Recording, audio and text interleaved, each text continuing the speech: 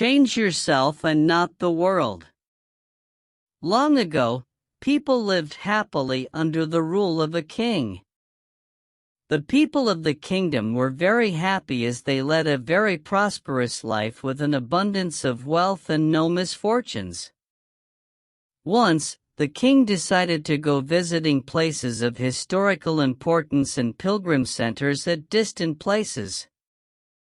He decided to travel by foot to interact with his people. People of distant places were very happy to have a conversation with their king. They were proud that their king had a kind heart. After several weeks of travel, the king returned to the palace. He was quite happy that he had visited many pilgrim centers and witnessed his people leading a prosperous life. However, he had one regret. He had intolerable pain in his feet as it was his first trip by foot covering a long distance.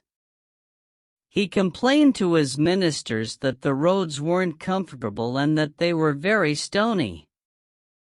He could not tolerate the pain. He said that he was very much worried about the people who had to walk along those roads as it would be painful for them too. Considering all this, he ordered his servants to cover the roads in the whole country with leather so that the people of his kingdom can walk comfortably. The king's ministers were stunned to hear his order as it would mean that thousands of cows would have to be slaughtered in order to get sufficient quantity of leather. And it would cost a huge amount of money also. Finally, a wise man from the ministry came to the king and said that he had another idea. The king asked what the alternative was.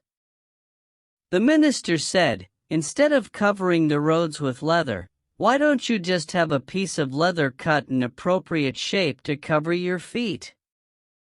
The king was very much surprised by his suggestion and applauded the wisdom of the minister. He ordered a pair of leather shoes for himself and requested all his countrymen also to wear shoes. Moral: instead of trying to change the world, we should try to change ourselves.